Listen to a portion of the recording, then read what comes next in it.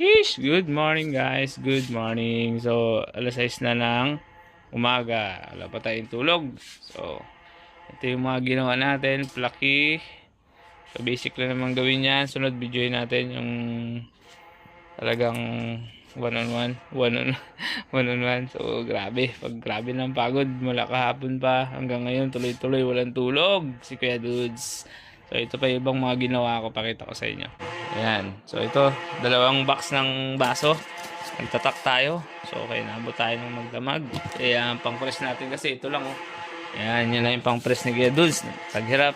So, 60 pieces lang naman yung ginawa nating baso. At ito pa. So, nagpiprint tayo ng tarp. Ayan. Ayan. Print tayo tarp. Dalawang 4x8 yan. Kaya maingay. Pasensya na kayo. At ito pa. Nagtahi tayo ng sash. Ayan. Mga sash yan. Ito mga t-shirt. Polo. Mga tinahi natin. Grabe pagod. Yung kasama kong manayan doon. Yun. So, yun. Tulog na siya. Hindi na kinaya yung pagod. So,